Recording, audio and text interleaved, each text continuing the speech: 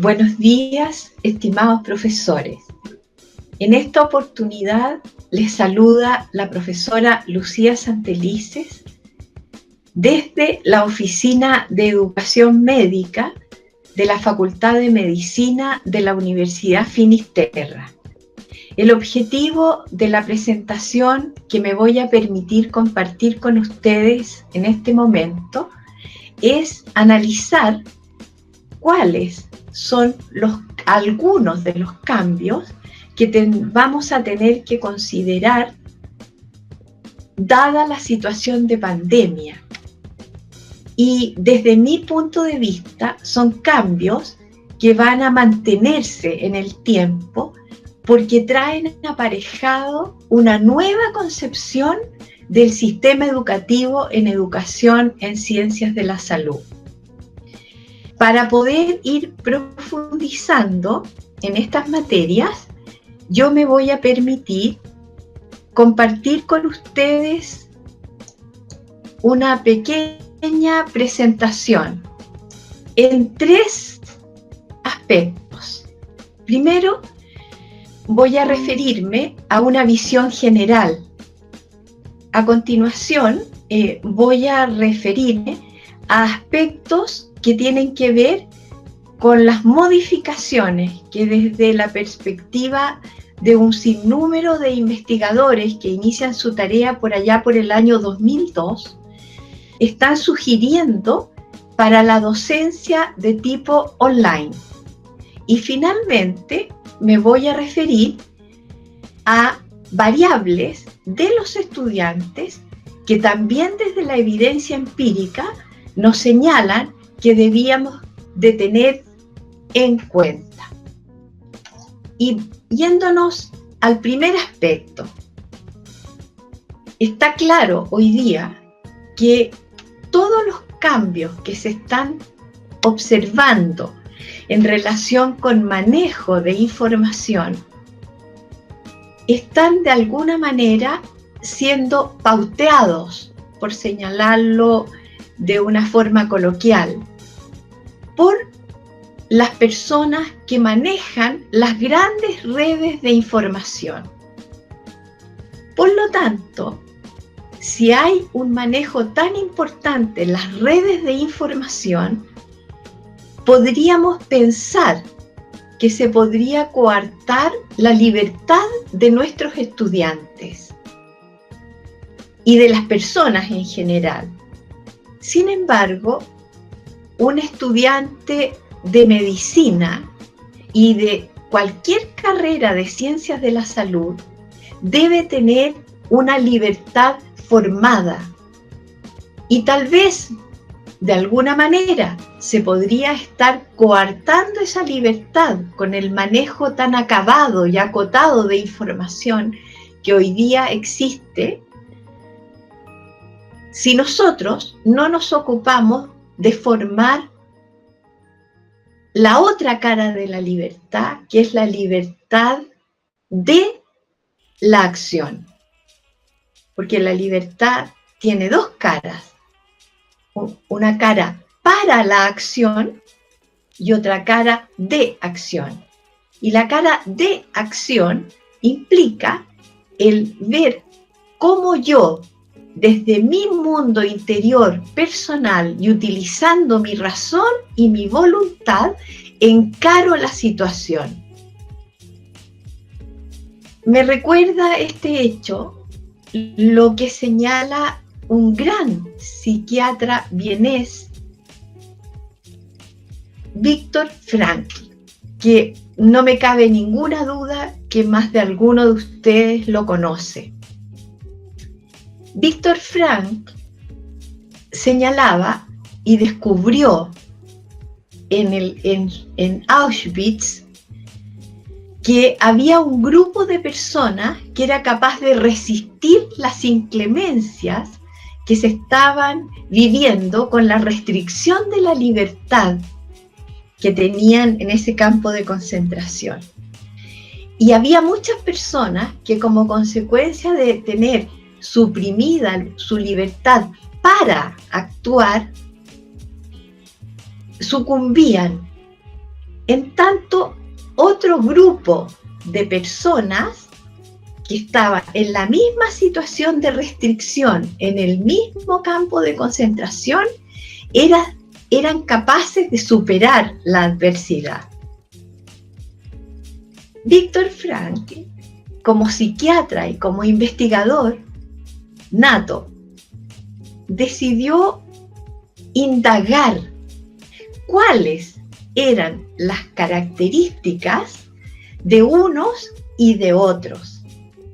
Y esa investigación él la plasma en su teoría de la logoterapia, que muchos de nosotros lo hemos leído en su libro. ¿Y cuál es la tesis de Viktor Frankl? La tesis de Viktor Frankl es que las personas jamás perdemos la libertad si somos capaces de tener razón y voluntad para decidir cómo vamos a vivir en esa situación en que nuestra libertad para la acción está constreñida. Desde esa perspectiva, a mí me pareció muy importante, por lo tanto, hacer un nexo con lo que vamos a trabajar en esta pequeña presentación. Y nos vamos a ir al primer punto, que es la visión general. Lo primero que tenemos que tener en cuenta frente a esta enseñanza online en la educación médica es entender que estamos cambiando 3 entornos de aprendizaje. 3 variables, dentro del entorno de aprendizaje. La primera es el conocimiento. Por años, desde el modelo educativo de Flexner, pasando por las variaciones de Edimburgo y de la ONU, que son las más actuales, nosotros hemos tenido como base, como centro, la transmisión del conocimiento relacionado con los estudios médicos que se han ido acumulando. No obstante, hoy día, con las redes fenomenales de información que existen, el conocimiento está ahí. Pero nosotros no podemos confundir información con conocimiento. Lo que tenemos acumulado en las redes es la información. ¿Y por qué este es el primer punto que tenemos que pensar en este nuevo entorno de aprendizaje? Porque todos los estudiantes pueden tener acceso a la información. Pero ¿dónde está el punto sustantivo? Que nosotros tenemos que enseñar a transformar la información en conocimiento. Ahora, eso implica el primer gran desafío. Hoy día no es importante la transmisión del conocimiento. Hoy día es importante el qué hacemos para que el estudiante, contando con el conocimiento y contando con las redes de conocimiento, sea capaz de transformarlo en un conocimiento que le va a permitir enfrentar los desafíos de las ciencias de la salud. El segundo foco que cambia en este nuevo entorno de aprendizaje online es la evaluación.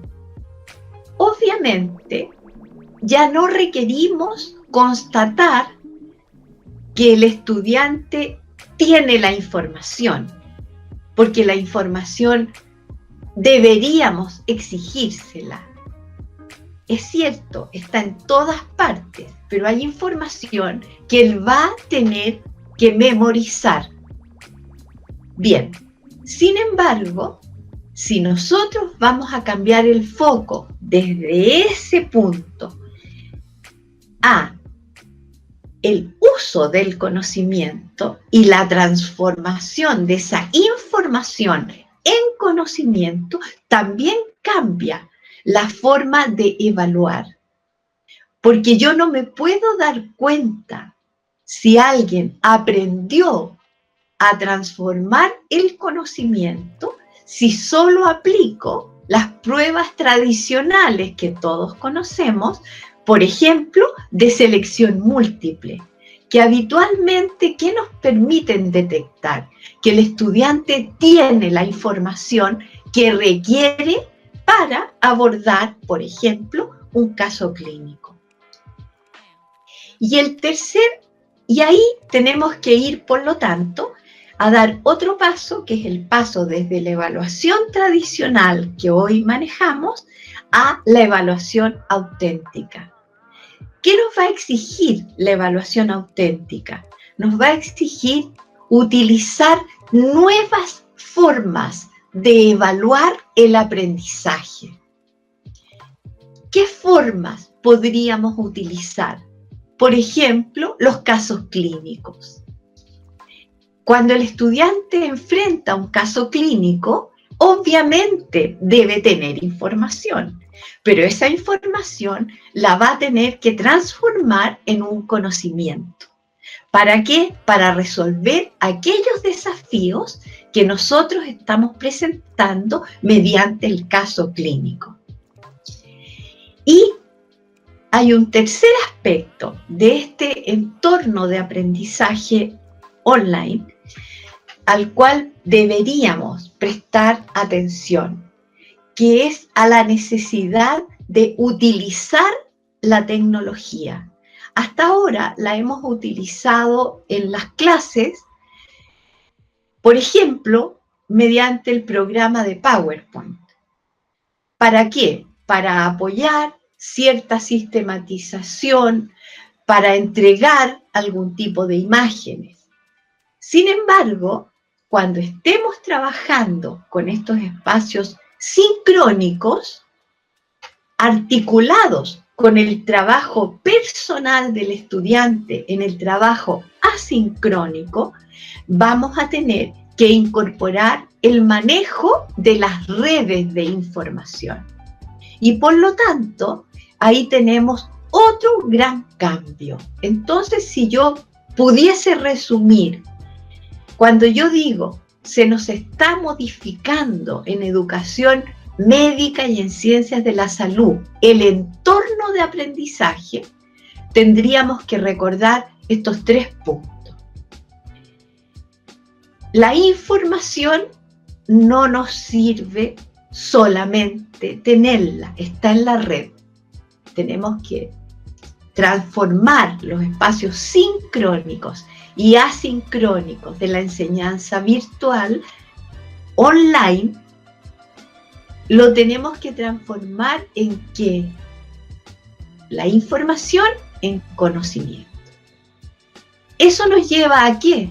A replantearnos la evaluación, de una evaluación tradicional a una evaluación auténtica.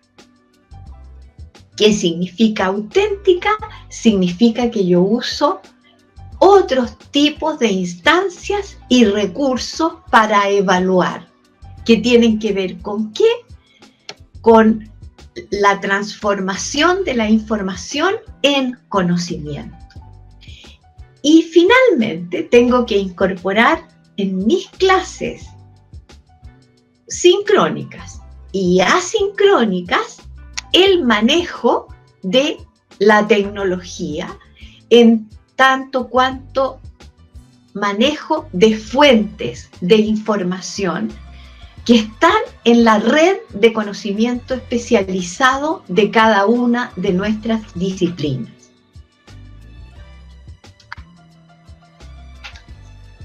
¿Qué cambios nos trae, además del entorno de aprendizaje, qué otros cambios más pequeños y acotados nos trae esta enseñanza online? Primero, entender que la organización de nuestros cursos está menos definida en términos del espacio y del tiempo. ¿Por qué en términos del espacio? Porque cuando se programaban los cursos tradicionales a los que hemos estado todos acostumbrados, se nos señalaba un espacio físico, que era nuestra sala de clase, nuestro laboratorio, nuestro espacio en el centro de salud, y un horario. Hoy día, la enseñanza online no tiene esa definición, porque es cierto, tendremos espacios sincrónicos y por lo tanto estaremos en algún momento conectados directamente con nuestros estudiantes. Pero ellos van a tener la grabación de lo que ocurrió en ese espacio y van a necesitar que nosotros le organicemos el espacio asincrónico para continuar estudiando y trabajando con otros materiales que ellos van a tener que abordar para ir transformando la información en conocimiento. Esto nos obligará ¿a qué?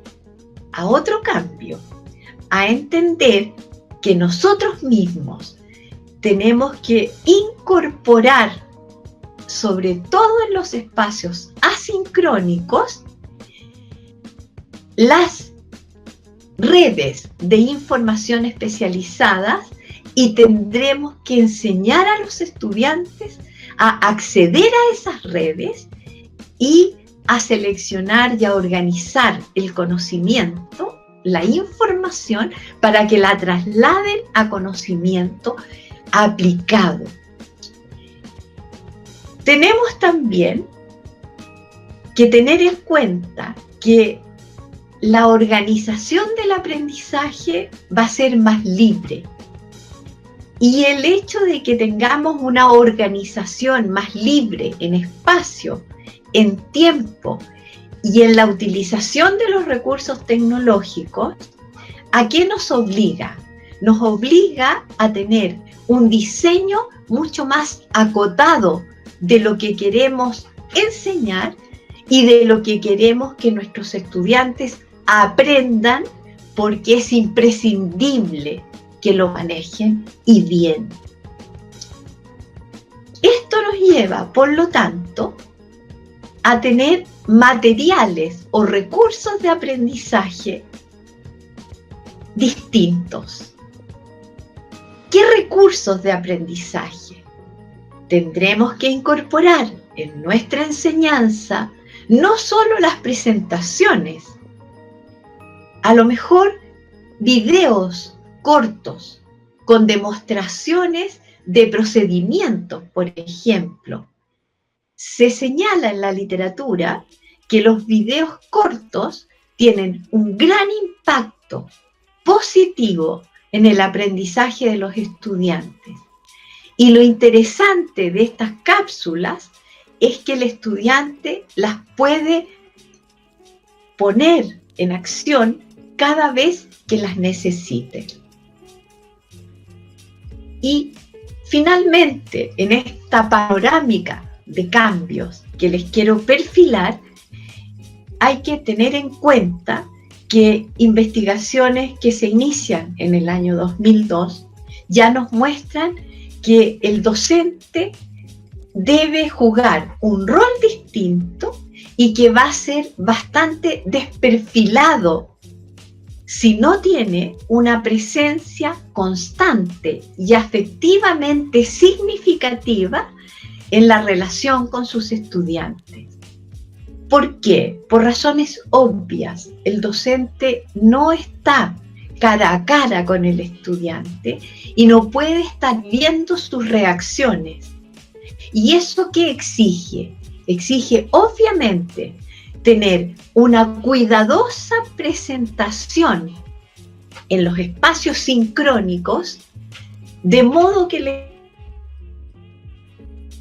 estudiante, ¿ya?, es duda que el docente ya tiene prevista y por lo tanto tiene el ejemplo, tiene la anécdota, está usando de su base de experiencia el caso para ayudarlo a resolver esa duda. Esa cercanía afectiva es importante y en el espacio asincrónico el docente necesita perfilarse a través del diseño de los desafíos que va presentando a sus estudiantes y de una respuesta lo más próxima posible cuando ellos lo requieran, tengan dudas y requieran de su presencia. ¿Cómo logramos estos desafíos que verdaderamente implican una transformación del paradigma que hasta ahora hemos compartido en educación médica? Modificando el diseño de las actividades de aprendizaje. Y desde la evidencia que pude reunir, me encontré con que hay 3 focos que los investigadores en docencia online en general, no aplicada en ciencias de la salud concretamente, señalan como prioritarios. En cualquier curso con diseño online habría que tener muy presente habilidades para enseñar a los estudiantes a buscar y seleccionar documentos de información relevante en las redes que nosotros utilizamos en nuestras respectivas disciplinas. Se sabe hoy día que esos procesos debemos enseñarlos. No basta con que yo les dé la instrucción de que hagan una indagación bibliográfica, porque ellos no saben utilizar las redes para aprender. Ellos usan la tecnología para vivir el día a día, pero no para aprender. Por lo tanto, hay que incorporar actividades en nuestros cursos para enseñarles a buscar la información, a conectarse con las redes de información, y hay que enseñarles, por lo tanto, a acceder a las fuentes de conocimiento y de información que después ellos van a tener que transformar en la aplicación que nosotros vamos a conducir. El segundo orden de actividades de las que tendríamos que ocuparnos se relaciona con las habilidades para convertir la información en conocimiento. Y ahí yo vuelvo a señalarles lo que ya les indiqué.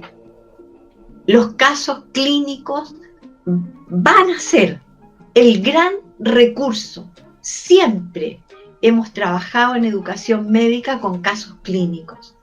El tema es que hoy pasan a tener una gran relevancia en cada uno de los momentos de la clase. Se pueden utilizar al inicio de la clase para despertar al estudiante, para situar su memoria de trabajo en algún punto, por supuesto. Se puede abrir una clase con un caso clínico y vinculado a ese caso clínico, el estudiante podrá ir haciendo aportes con la información que ya le enseñé a recoger y que debería traer preparada para la sesión sincrónica. Y también durante el desarrollo. Y durante el desarrollo, mediante las preguntas intercaladas, yo podría ir ayudándole a razonar con ese conocimiento de base en función del mismo caso clínico o de otro. ¿Para qué? Para que podamos avanzar desde la codificación de información que requiere el caso clínico hasta una hipótesis diagnóstica diferencial. Y podríamos utilizar el caso clínico posteriormente, claro, porque le podemos ayudar al estudiante en ese mismo espacio sincrónico a transformar la información que tiene sobre procesos de conducción del tratamiento y ver cómo podríamos tratar a ese paciente en función de esa hipótesis de diagnóstico diferencial. Entonces, como ustedes ven, transformar el conocimiento. ¿Pero qué conocimiento? La información que ellos ya recabaron, porque nosotros en las actividades previas les enseñamos a acceder a nuestras bases de información. Y finalmente hay un tercer núcleo de habilidades que obviamente son sin discusión y que se requieren.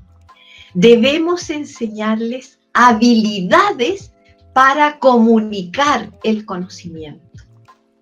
De más está decirles a ustedes que para un médico esto es sustantivo. No solo porque lideran el equipo de salud y tienen que con mucha precisión dar indicaciones a otros, darse a entender a otros, pero también tienen que comunicar a las familias y obviamente tienen que lograr la adherencia con el paciente. ¿Y eso qué implica? Implica saber comunicar información clínica, información científica, para tener credibilidad y adhesión.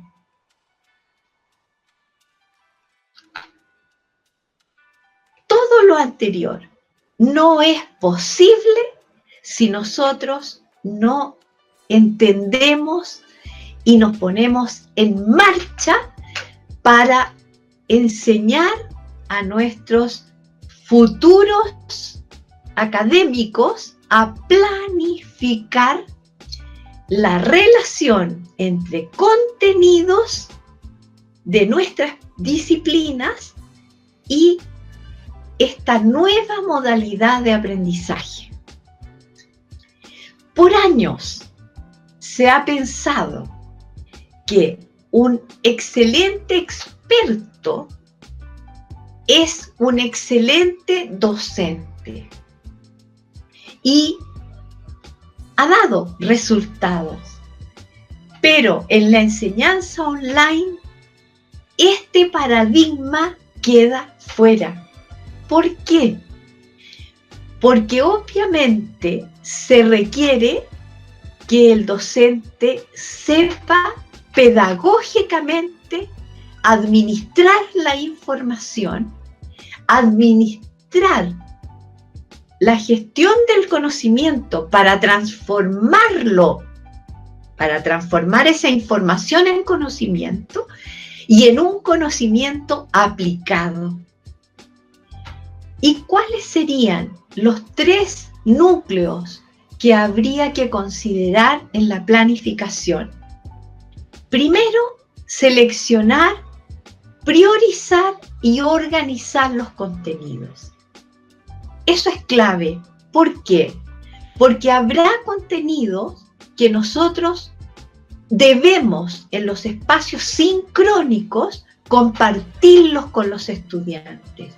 Son contenidos que se requiere de nuestra expertise, pero no son todos los contenidos que los estudiantes deben conocer.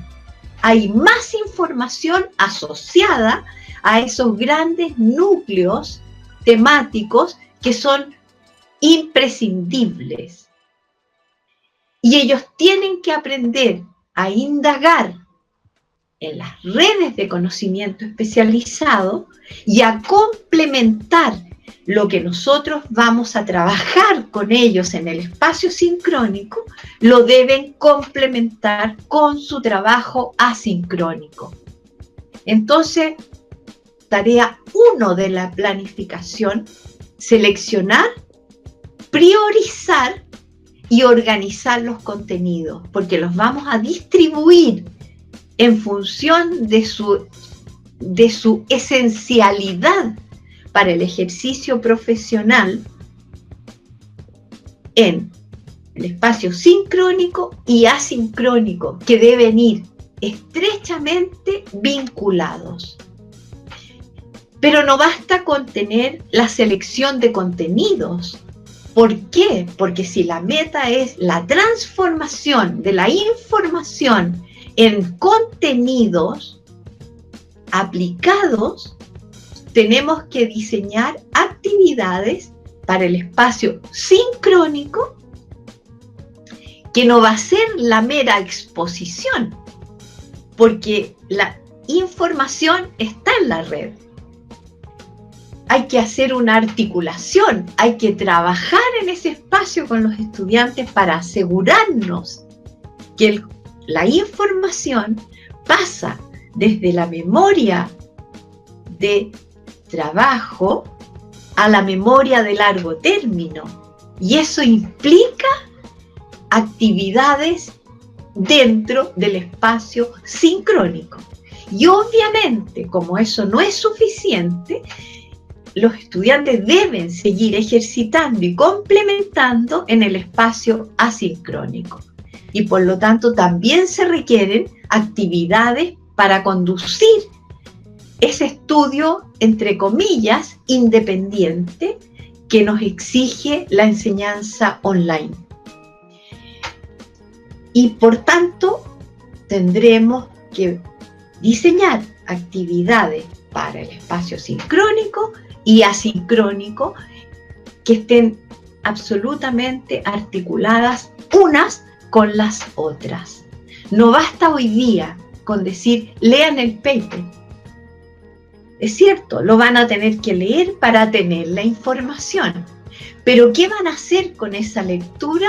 Es el paso siguiente, es la actividad de aprendizaje. Y eso tenemos que saber también gestionarlo.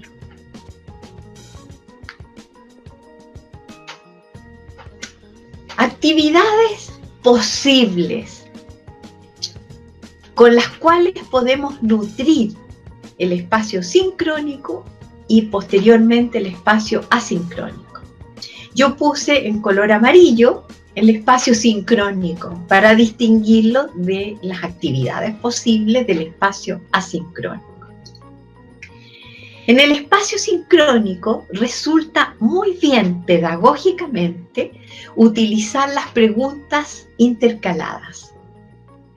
Desde la Universidad de Harvard, en el proyecto Cero, se descubrió hace ya casi 9 años que al iniciar una clase hay que construir la intencionalidad de la sesión, y dentro de la construcción de esa intencionalidad adquiere un papel relevante lo que desde el proyecto Cero de la Universidad de Harvard se ha denominado como el tópico generador.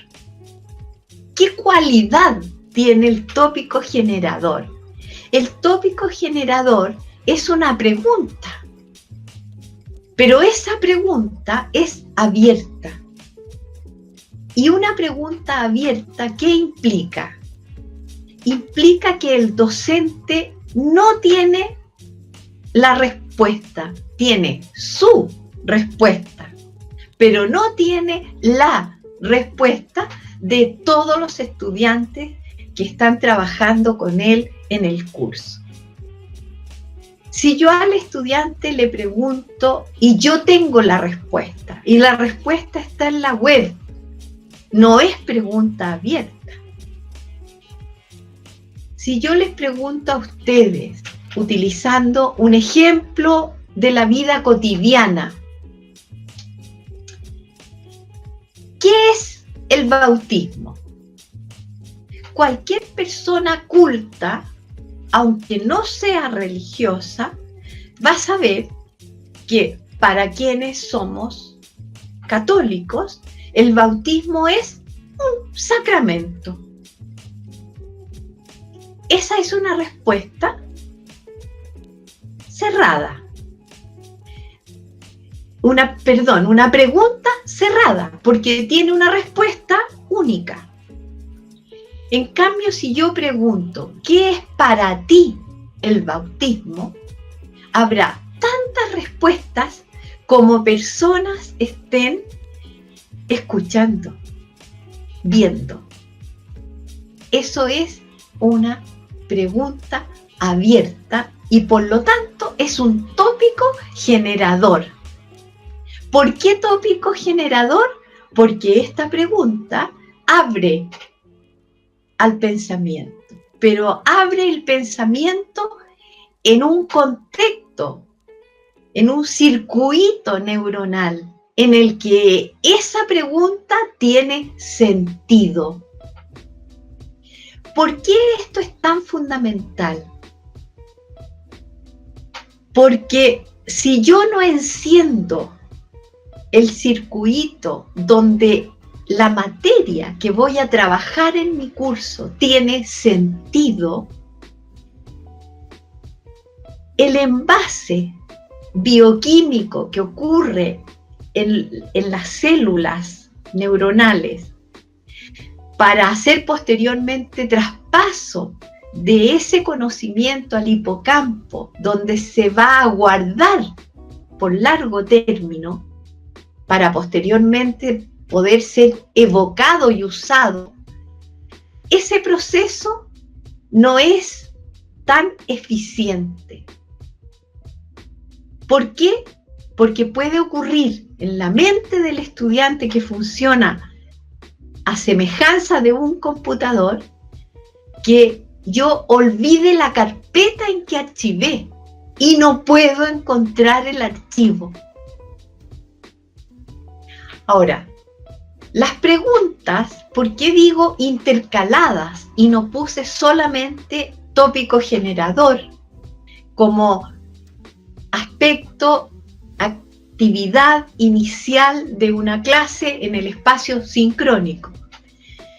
Porque la pregunta intercalada puede tomar distintos matices en distintos momentos de la clase. Si yo estoy trabajando en el desarrollo de la clase, yo puedo poner infinitas preguntas. Hay una investigadora norteamericana de la Universidad de Illinois, Lucille Falcoff. Ella hizo una investigación hace muchos años en Estados Unidos y ¿qué descubrió? Descubrió que más del 60% de las personas que hacían clases en ciencias utilizaban solamente las preguntas de recuerdo de información, que son las preguntas del nivel más bajo. Y ella dijo, no, si nosotros queremos mejorar la enseñanza, este estudio fue a nivel de la enseñanza escolar en Estados Unidos, para que tengan una base de conocimiento científico mejor los estudiantes que ingresan a las universidades, requerimos utilizar otros tipos de preguntas. Y ella, al menos en su nomenclatura, pone preguntas de información, preguntas de carácter inferencial, que obviamente en medicina son fundamentales, preguntas de carácter evaluativo, que son aquellas que llevan a tomar decisiones con conocimiento, no con información, porque ya al tomar una decisión ya tengo aplicado el conocimiento, ya estoy observando resultados de ese conocimiento. Y finalmente, preguntas creativas, ¿Y a qué llamó preguntas creativas? A todas aquellas que llevaban a qué?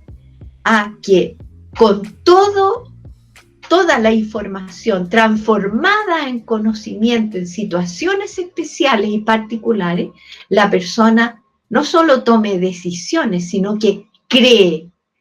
¿Y qué hacen los médicos cuando están en ese nivel? Obviamente, cuando dan tratamiento, es un proceso de creación de conocimiento, porque cada paciente es único. Y a ustedes yo no tengo que recordárselo. El uso de metodologías de caso. Fundamental. Ya dijimos, lo he repetido durante esta presentación. Los casos son nuestro mejor recurso. Recurso fundamental en el espacio sincrónico. Y alguien con la mentalidad de la enseñanza tradicional en medicina, que olvida que el espacio sincrónico estamos en un espacio online, en otro entorno de aprendizaje, podría decir, pero el caso clínico es para el espacio asincrónico. No, es para el espacio sincrónico. Y también para el asincrónico. ¿Y qué va a variar entre un caso y otro? Que obviamente, como en el espacio sincrónico, les voy a enseñar a transformar la información en conocimiento aplicado a ese caso clínico, detrás del caso clínico habrá un método de razonamiento clínico. Y ese método de razonamiento clínico lo tendrán los estudiantes que aplicar en el espacio asincrónico con casos de un grado más de complejidad y así con complejidad creciente conforme el curso vaya avanzando. Y también tenemos el aula invertida. El aula invertida que se está utilizando bastante, consiste en que al estudiante se le entregaban hasta ahora tareas de lectura, por ejemplo. O se les podía mandar incluso la clase grabada. Y ellos llegaban, entre comillas, para los que no saben lo que es el aula invertida, se pensaba que era el estudiante llega a hacerme preguntas. Entonces, eso no es el aula invertida. El aula invertida es una verdadera transformación de la información que el estudiante tiene en conocimiento. Pero ¿dónde está la clave del aula invertida? Que en el espacio sincrónico al estudiante le esperan desafíos por resolver con lo que él ya sabe y con la transformación inicial de conocimiento que él fue capaz de hacer. ¿Y cuál es esa transformación inicial de conocimiento? La primera transformación es que ellos aprendan, si están trabajando con un paper, a leer el paper, a buscar el segundo paper en la misma línea y el tercer paper en la misma línea. Y una vez que saturan la información, dicen, bien, ¿cuáles son los aspectos en los cuales hay coincidencia de información? ¿Qué conceptos yo podría rescatar? ¿Y qué relaciones yo puedo establecer a partir de esos conceptos con otros conceptos? Entonces, esa primera transformación del conocimiento, yo aquí tengo otras nuevas herramientas que esas sí son para el espacio asincrónico. La generación de mapas conceptuales. Gowin y Novak en el año 91, en sus estudios respecto del cómo transformar información en conocimiento y cómo asociar con la memoria de largo término que llegaron a acuñar.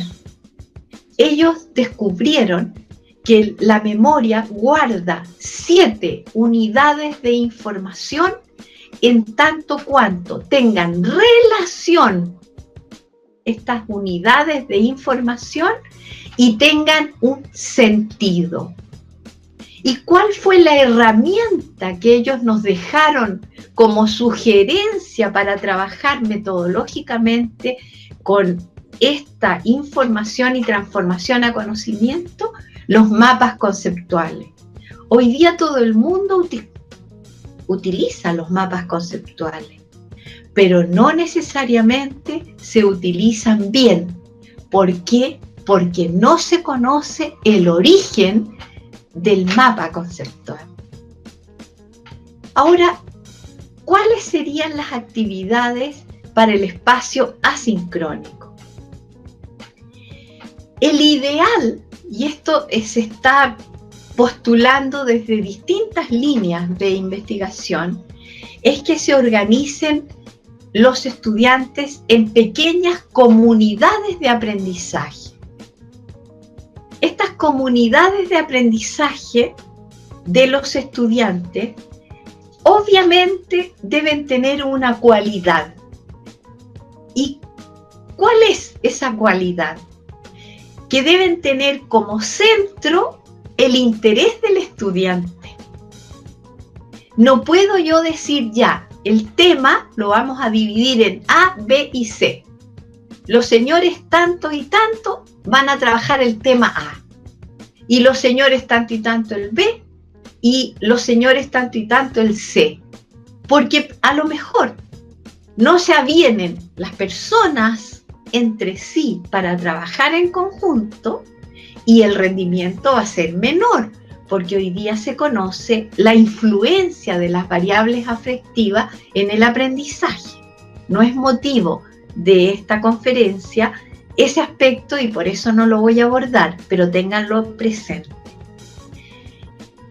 1. 2. Porque el tema a lo mejor no le interesó. En tanto cuanto, si yo digo, ya, organícense en equipos. Cada equipo escoja el ángulo de mirada de este tema. Preséntenme ese ángulo de mirada y tráiganme un plan de acción para abordarlo. Fíjense que con esa instrucción, ¿qué estamos logrando? Estamos logrando que cada equipo que se organice va a tener un foco de interés clave en una comunidad de aprendizaje. ¿Y por qué se llama comunidad de indagación? Porque ellos van a tener que usar las redes, tendrán por lo tanto que seleccionar la información de las redes. ¿Y qué va a hacer el docente? Va a ir aprendiendo con ellos. ¿Por qué? Porque probablemente van a llegar a vuestras manos papers, líneas de pensamiento que ustedes no habían tenido tiempo de revisar. Entonces se forma una comunidad de indagación en el espacio asincrónico. Habrá momentos en que esos estudiantes, igual como estamos haciendo nosotros ahora, tendrán que darnos cuenta de lo que ellos sistematizan y por lo tanto estarán aprendiendo a comunicar el saber a otros. Pero tendríamos que enseñar a comunicar el saber. ¿Y cómo les vamos a enseñar? Primero, con el modelaje de nuestras clases. Segundo, con los instrumentos de evaluación que les vamos a entregar cuando les demos el encargo. ¿Y qué instrumentos de evaluación? Por ejemplo, una buena rúbrica o algo más sencillo, una pauta de cotejo. Cualquier instrumento de evaluación debe tener criterios, que son los marcos, los puntos focales, pero cada criterio que yo voy a considerar para evaluar ese trabajo debe venir acompañado en otra columna de indicadores. Y lo propio del indicador es que es observable. No deja lugar a interpretación. Si a eso le agregamos el puntaje, cuando ellos tengan que realizar su presentación, ellos ya saben qué voy a estar observando yo, que van a ser los criterios, cómo los voy a observar con los indicadores y qué puntaje van a tener ellos, el que ellos merezcan, de acuerdo al número de indicadores que tienen con puntaje completo o no tan completo. Comunidades de indagación. Metodología de proyecto opera más o menos como ya se los he perfilado. Los estudiantes escogen un tema, ellos indagan y yo voy, en la medida que el proyecto va avanzando, les voy modificando las pautas de observación y yo voy trabajando mis clases en el espacio sincrónico, avanzando en otros contenidos, pero ellos van trabajando en la transformación del contenido en su tema. Y en algunos momentos, en el espacio sincrónico, ellos presentan y se arma un análisis y toda la comunidad de ese curso va quedando nivelada con lo que aportó el equipo A, el B, el C, más lo que el docente va aportando en la línea sincrónica. ¿Y en qué termina la metodología de proyecto? Termina siempre en un producto concreto y conjunto. ¿Y cuál podría ser ese producto? Por ejemplo, podría ser una mesa redonda de expertos que los estudiantes realizan y convocan de invitados y participantes a sus docentes, a sus compañeros. Estamos en otra era y esto es fácil de implementar porque no tendremos las limitaciones ni de espacio ni de tiempo. ¿Por qué? Porque en el aprendizaje online el espacio y el tiempo son relativos. Se ajustan a las necesidades y actividades de los participantes. Y ahora, y disculpándolos porque deben estar cansados, pero tenemos que mirar, y este es el último punto que me voy a permitir abordar, tendremos que mirar las variables de los estudiantes. ¿Qué está pasando? ¿Qué señala la evidencia empírica respecto de los estudiantes? Y aquí hay tres contextos de los cuales tenemos que ocuparnos. El primer contexto es el psicosocioafectivo. ¿Por qué es tan importante este contexto? Porque muchas veces olvidamos que no todos los estudiantes tienen las condiciones espaciales para trabajar tranquilos en sus hogares y no tienen las condiciones tampoco económicas para tener los recursos que requiere el aprendizaje online. Y por tanto, este es un tema que no se puede olvidar. Pero hay otro aspecto que es muy importante. El otro aspecto es que hay variables afectivas del estudiante que debemos también considerar. ¿Qué variables afectivas? Que hay estudiantes a los cuales les va a venir muy bien trabajar online, pero no basta en educación en ciencias de la salud.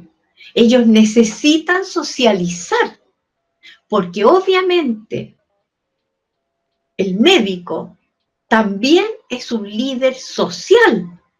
Necesita, por lo tanto, tener una interacción con otros. ¿Y cómo vamos a abordar ese aspecto? Generando instancias, cuando pase la pandemia, en las cuales los estudiantes obviamente tengan espacios presenciales de interacción. Pero hay algo muy importante, además, en lo pedagógico. Todos los materiales y lo que nosotros vamos a ir aportando al estudiante tiene que favorecer las funciones mentales, las funciones cerebrales, que no vienen necesariamente estimuladas y en el máximo nivel de desarrollo desde el espacio escolar. Por ejemplo, hay que tener un cuidado particular con los estudiantes de cursos iniciales. ¿Por qué? Porque existen cerebralmente circuitos neuronales que se encargan de lo que se llaman funciones ejecutivas basales. Y esas funciones ejecutivas basales son las siguientes. La primera es el control inhibitorio. Estas funciones ejecutivas basales se vienen estudiando desde el 2005. Y Adele Diamond, en el 2011 en adelante, las pule, por decir de alguna manera, y a través de su investigación científica, hoy día ya hay evidencia de lo que yo voy a perfilarles en este momento. ¿Qué es lo que se señala? Se señala que es fundamental estimular en el espacio presencial de clase las funciones ejecutivas básicas. La primera es el control inhibitorio, que también se llama autorregulación del aprendizaje. ¿Por qué es tan importante el control inhibitorio? Porque es una función cerebral de la corteza cerebral frontal, prefrontal, que nos permite discriminar entre la multitud de estímulos que están llegando a nuestra conciencia cuando vamos a enfrentar una tarea de estudio.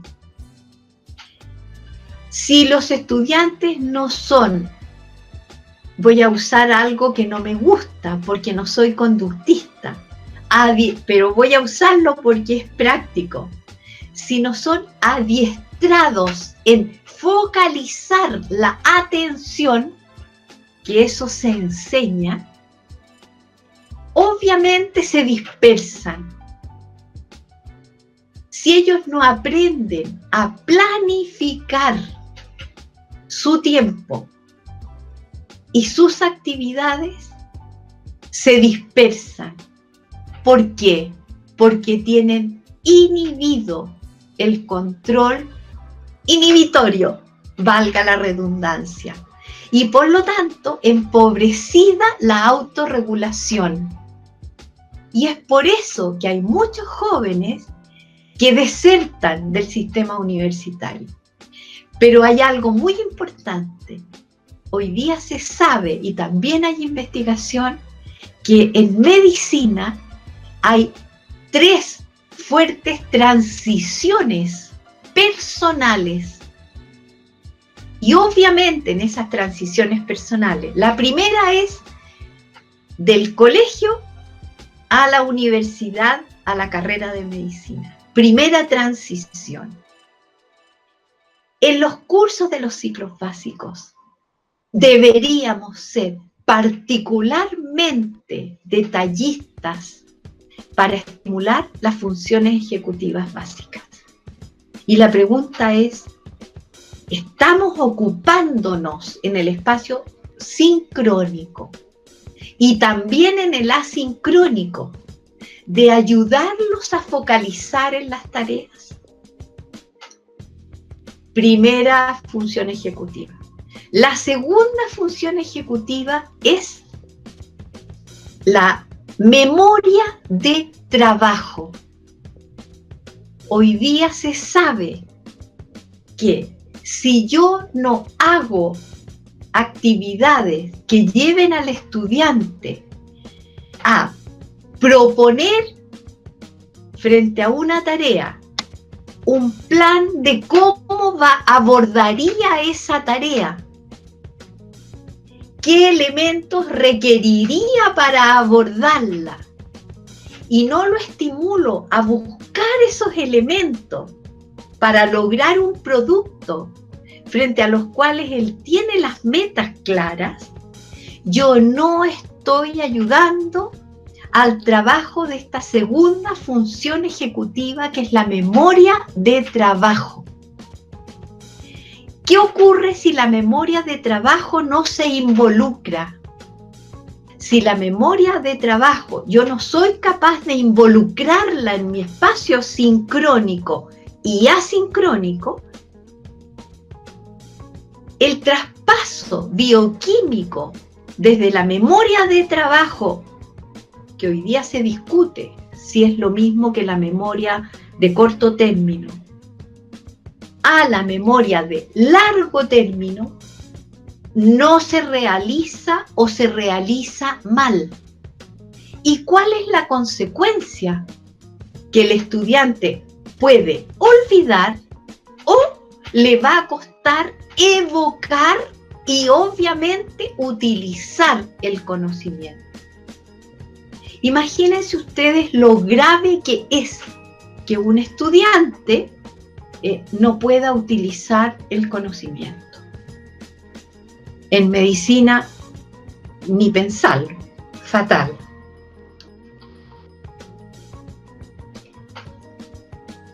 ¿Qué se sabe del estudiante online? Que usan las tecnologías para vivir, pero no para aprender. Es un mito de que ellos son expertos, más expertos que nosotros en el uso de la tecnología. A nosotros nos costará más utilizar la maquinaria, pero nosotros sabemos cómo acceder al conocimiento. Entonces, el uso de tecnología, entre comillas, es algo mecánico. Nosotros tenemos que adelantarnos a esa mecánica. Ellos no saben y tenemos que enseñarles a qué. Mediante las actividades que van a realizar en nuestros respectivos cursos, con la información que la van a transformar en contenido, les va haciendo sentido mentalmente la tecnología. Ahora entiendo, dirán, ¿por qué era importante que yo aprendiera a entrar a esta base de datos, a esta? ¿Quiénes son los autores que están liderando las líneas de investigación en un campo de conocimiento? ¿Por qué están liderando ellos y no otros? Ese know-how hay que transmitirlo. Hay que hacerlo notar, porque a ustedes nadie dudaría que en su calidad de expertos saben perfecto, voy a decirlo coloquialmente, quién la lleva en el conocimiento de su disciplina. ¿Quién podría ser un referente? Nadie mejor que un experto para tenerlo clarísimo. Pero los estudiantes eso no lo saben. ¿Qué otra cosa hoy día se sabe? Que la organización de las tareas que les vamos a dar para el espacio asincrónico genera la activación personal. Es decir, estamos contribuyendo a la estimulación de las funciones ejecutivas básicas. A la primera función ejecutiva básica, que es el autocontrol y la autorregulación del propio aprendizaje. Ya no va a haber que andar detrás de ellos para que aprendan lo que yo quiero que aprendan.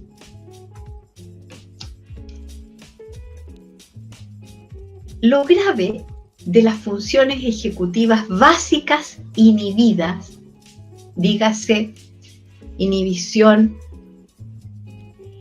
control inhibitorio, atención focalizada y memoria de trabajo. Cuando estas funciones están inhibidas o estimuladas medianamente y las clases expositivas no las activan necesariamente, no se pueden estimular bien las funciones de alto nivel. Y el análisis, la evaluación, el razonamiento clínico son funciones de alto nivel cognitivo. Ahora, ¿cómo hago para estimular también funciones de alto nivel cognitivo? Y lo puse en verde acá, en la presentación. Lo primero es enseñarles a los estudiantes a que reconozcan qué quieren o qué requieren, qué requisitos requieren para abordar problemas. Vuelvo al ejemplo de un caso clínico. Si yo le pido al estudiante que lo lea detenidamente y que a priori me diga qué le llamó la atención, a ustedes no tengo que darle respuesta. Ustedes ya saben lo que va a pasar. Pero con eso que ellos respondan, yo tengo que canalizar eso. ¿Cómo lo canalizo? Con preguntas, no con respuestas. Sí, tú me estás dando tal señal, pero tú me estás diciendo que una hipótesis sindromática posible podría ser esta. Pero cuéntame, ¿qué codificación de la información hiciste?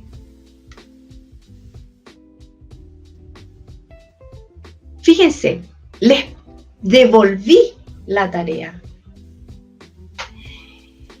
¿Y por qué no es este otro?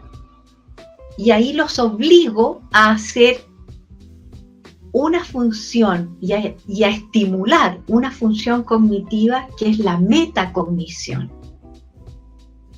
Porque cuando les cuestiono y le pido evidencia, bien, está bien, les estoy enseñando a codificar. Pero cuando yo les cuestiono y les digo, ¿y por qué no es este otro diagnóstico sindromático? Los obligo a ¿qué? A revisar toda la información que tienen y a transformarla en conocimiento.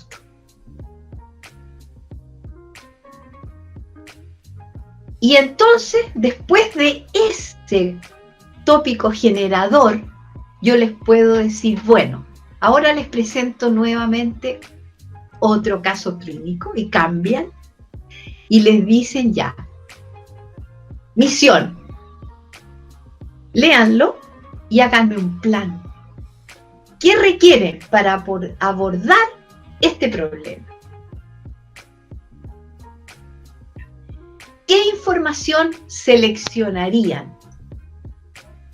Perfecto. Cuando eso lo tengan, quiero que me den una síntesis y que me la entreguen en un mapa conceptual. Mientras tanto, ustedes siguen con su materia y les pueden presentar diferentes posturas clínicas, modelos de abordaje de lo mismo, modelo A, modelo B. Contraargumenten. Estamos en una función de alto nivel. Pero fíjense, como en la base de esa función, ¿qué está? Las funciones ejecutivas básicas. Y con eso, ¿qué van gestando ustedes? Gestando en el cerebro de sus estudiantes redes neuronales de interacción que van a operar como están operando sus mentes. Porque ustedes las tienen, si no, no estarían acá. Pero ellos no las tienen y tienen algo en contra, que llegan a la universidad con las funciones ejecutivas básicas inhibidas. Nadie las ha trabajado. Se han desarrollado poco y a menudo mal, porque a nadie les interesó trabajar intencionadamente las funciones ejecutivas basales. Bien, y ahora yo me quiero despedir, darles las gracias por este espacio que hemos compartido y desgraciadamente no puedo decirles que me encantaría interactuar con ustedes, pero está mi decano, que es una eminencia en educación médica, con quien ustedes van a poder tener interacción. Muchas gracias.